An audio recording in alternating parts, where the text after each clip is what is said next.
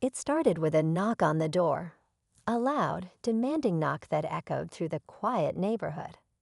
The Smith family, an ordinary black family, answered only to be met by their landlord's angry glare. Without hesitation, he accused them of being no good and demanded they leave his property immediately. His words cut deep, fueled by years of prejudice and misplaced assumptions. The Smiths had always paid their rent on time, kept the place spotless, and built a life for themselves. But none of that mattered to the landlord. In his eyes, they didn't belong. Little did he know, this wasn't just a simple eviction. It was a twist of fate waiting to unfold. Behind the scenes, something had changed. Ownership of the property had shifted, and the very people he tried to dismiss were now the new owners. But would he find out before it was too late? The tension hung in the air as the story of trust, power, and unexpected justice began to unravel. The Smiths had always known something wasn't quite right with their landlord. He had a reputation for being difficult, often raising rent without warning or denying requests for repairs. But they never imagined it would come to this. The day he showed up at their door, angry and accusatory. As he stood there, his face twisted with disdain, the Smiths couldn't help but feel the weight of history. Years of systemic bias loomed in the background, feeding his belief that they didn't deserve the same respect or opportunities as others. It wasn't just about the home anymore. It was about their dignity and the chance to prove they were more than just tenants. They were people with dreams and aspirations. Unbeknownst to the landlord, a quiet transformation had taken place behind the scenes. Ownership had shifted, but the details were still unclear. Questions lingered. How had the Smiths become the new owners? And what would happen if the landlord discovered the truth? The tension tightened, leaving everyone wondering what would happen next. Days turned into weeks, and the Smith family couldn't shake the feeling of uncertainty hanging over them. The landlord hadn't returned, but the tension between them and the neighbors was palpable. Some were supportive, offering small gestures of kindness, while others seemed to avoid them, uncomfortable with the idea that a black family had suddenly become the property's new owners. Gossip spread like wildfire, fueling whispers and speculation. The Smiths couldn't help but notice the glances, the sideways stares that followed them wherever they went. It wasn't just about the property anymore. It was about the way they were seen in a community that had once felt like home. Meanwhile, the landlord grew increasingly bitter, consumed by his own sense of entitlement.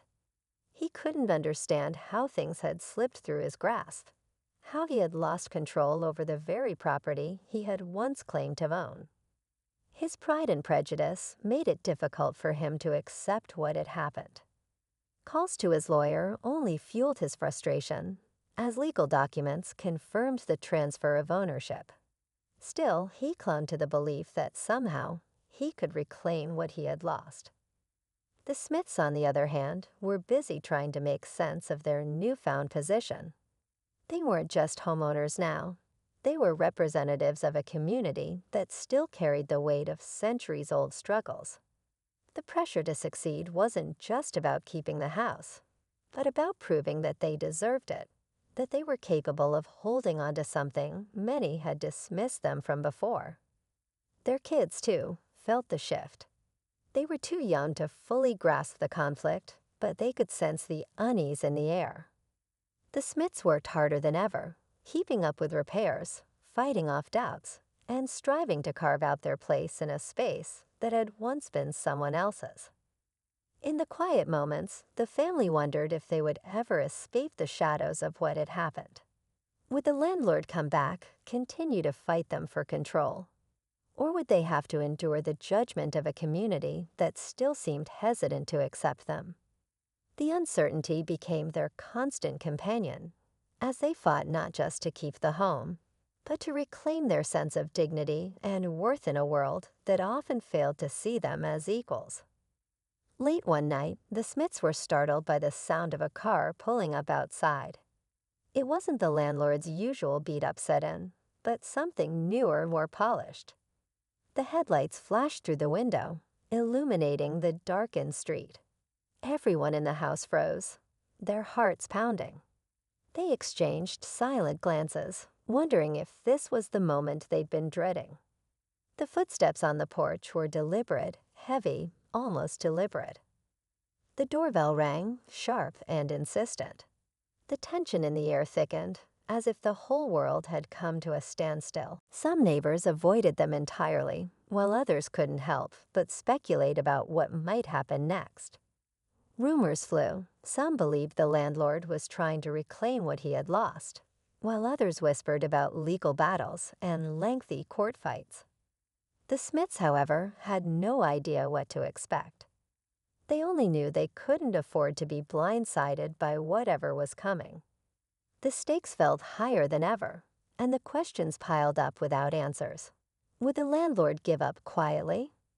Or would he fight tooth and nail to take back control? And if he did, what would that mean for the Smiths? The tension built with every passing second, leaving the family bracing for the unknown.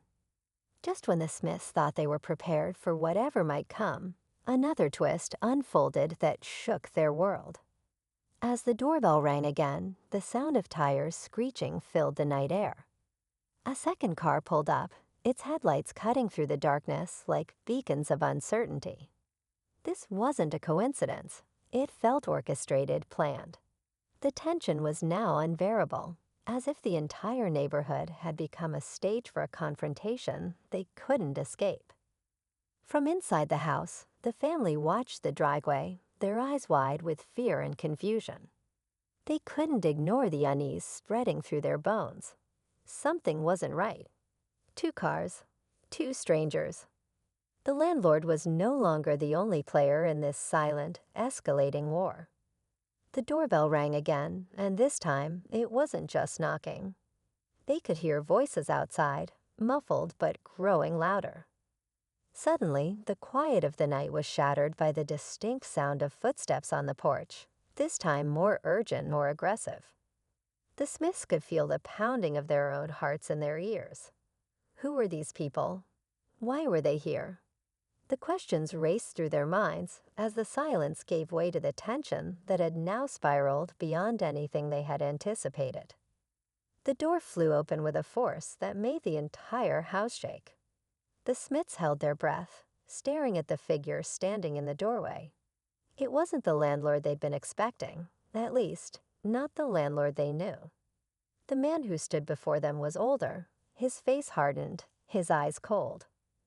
But it wasn't just his presence that filled the room with tension. It was his silence, his refusal to speak. For what felt like an eternity, no one moved. The air grew heavier with every second that passed.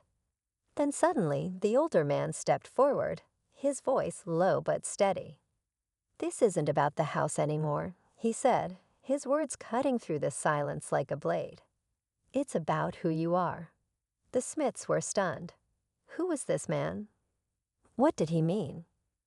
The questions swirled in their heads, but they couldn't find the words to ask. It wasn't just the landlord they had to contend with. It was someone who claimed to hold even greater power.